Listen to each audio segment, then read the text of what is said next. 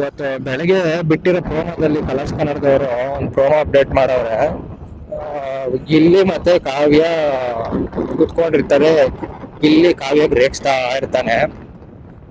ಇವಳು ರಿಷಾ ಗೌಡ ಅವ್ರ ಫೋನಿಂದ ಫೋನ್ ಮಾಡ್ಬಿಟ್ಟು ಅವ್ರ ತಂಗಿ ನೀನು ಹಂಗೆ ಹಿಂಗೆ ಸ್ವಲ್ಪ ಕಮ್ಮಿ ಮಾಡು ಕಾಮಿಡಿನ ಅದು ಇದು ಅಂತ ಹೇಳ್ಬಿಟ್ಟು ಅವ್ರ ಜೊತೆ ಸೇರ್ಕೊಂಡು ಕಮ್ಮಿ ಮಾಡು ಅಂತ ಹೇಳ್ಕೊಟ್ಬಿಟ್ಟವಳೆ.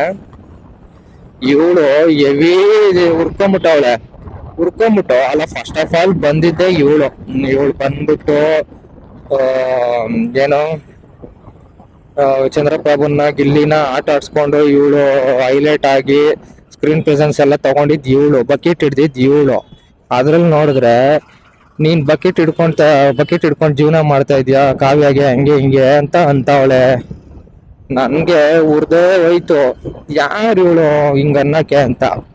ಅಲ್ಲ ಪಾಪ ಅವ್ನ್ ಕಾವ್ಯಾಗೇನೋ ರೇಗಿಸ್ಕೊಂಡು ಏನೋ ಮಾತಾಡ್ತಾವ್ರೆ, ನೀನ್ ದೊಡ್ಡ ಬಕೆಟ್ ನನ್ ಮಗ ಹಂಗೆ ಹಿಂಗೆ ಅಂತವಳೆ ರಿಷಾ. ಬಕೆಟ್ ಇಟ್ಕೊಂಡು ಜೀವನ ಮಾಡ್ತಾ ಇದ್ದಿದ್ ಇವಳು. ಇವನ್ ಗಿಲ್ಲಿ ಅದಕ್ಕೆ ಸೈಕಾಗಿ ಆನ್ಸರ್ ಮಾಡವನೆ, ಬಕೆಟ್ ಅಲ್ಲ ನೀನ್ ದೊಡ್ಡ ಡ್ರಮ್ಮೆ ಹಿಡ್ಕೊಂಡು ಓಡಾಡ್ತಾ ಇದ್ದೆ ಇಷ್ಟ ದಿವಸ ನಮ್ಮ ಹತ್ರ ಬಂದ್ಬಿಟ್ಟು ಹಂಗೆ ಹಿಂಗೆ ಅಂತ ಸರಿಯಾಗಿ ಕೌಂಟ್ರ್ ಕೊಟ್ಟವನೆ. ನೀರ್ ಇಳಿಸ್ಬಿಟ್ಟು ಅವ್ನು ಶೇಪ್ ಔಟ್ ಆಗ್ಬಿಡೈತೆ ಅವಳಿಗೆ ರಿಷಾ ಗೌಡಗೆ. ಬಂದ್ಬಿಟ್ಟು ಅವ್ನ್ ಗಿಲ್ಲಿ ಜೊತೆ ಇಟ್ಕೊಂಡು ಚಂದ್ರಬಾಬುನ್ ಜೊತೆ ಇಟ್ಕೊಂಡು ಡ್ಯೂಯೆಟ್ಗಳು ಆಡ್ಬಿಟ್ಟು ಇವಾಗ ಪಾಪ ಅವ್ರ ಮೇಲೆ ಬ್ಲೇಮ್ ಮಾಡ್ತಾವಳೆ ಹಂಗೆ ಹಿಂಗೆ ಅಂತ. ಕಾವ್ಯನ ಹಿಡ್ಕೊಂಡು ಅದು ಇದು ಮಾಡ್ತಾ ಇದ್ಯಾ, ಅವ್ಳು ಬಕೆಟ್ ಹಿಡಿತಾ ಇದ್ಯಾ, ಅವಳು ಇಲ್ಲ ಅಂದಿದ್ರೆ ನೀನಿಲ್ಲ ಹಂಗೆ ಹಿಂಗೆ ಅನ್ಕೊಂಡು. ಎಂತ ಚೀಪ್ ಮೆಂಟಾಲಿಟಿ ಅಂದ್ರೆ ಇವ್ರು ಬಂದ್ಬಿಟ್ಟು ಇವ್ರು ಬೆಳೆಗಳು ಬಯಸ್ಕೊಂಡ್ಬಿಡ್ತಾರೆ, ಇವ್ರು ಚೆನ್ನಾಗಿರ್ತಾರೆ.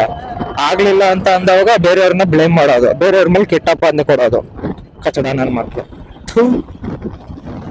ಹಂಗಂತ ಗೊತ್ತಿದ್ರೆ ಮೊದ್ಲೇ ಬರ್ಬಾರ್ದಾಗಿತ್ತು. ಫ್ರೆಂಡ್ಶಿಪ್ ಮಾಡಬಾರ್ದು, ಗಿಲ್ಲಿಯದಾಗ್ಲಿ ಚಂದ್ರಪ್ರಭಂದಾಗ್ಲಿ. ಬಂದ್ಬಿಟ್ಟು ದೊಡ್ಡದಾಗಿ ಇವ್ರು ನಾನು ಹಂಗೆ ಹಿಂಗೆ ಅನ್ಕೊಂಡು ತೋರ್ಸ್ಕೊಂಡ್ಬಿಟ್ಟು ಸ್ಟಾರ್ಟಿಂಗ್ ಅಲ್ಲಿ ಹೋಗ್ತಾ ಇವ್ರ ಮುಖವಾಡಗಳೆಲ್ಲ ಬಿಚ್ಚಿಕ್ಕೋದು. ಕಚಡ ನನ್ ಮಕ್ಳು.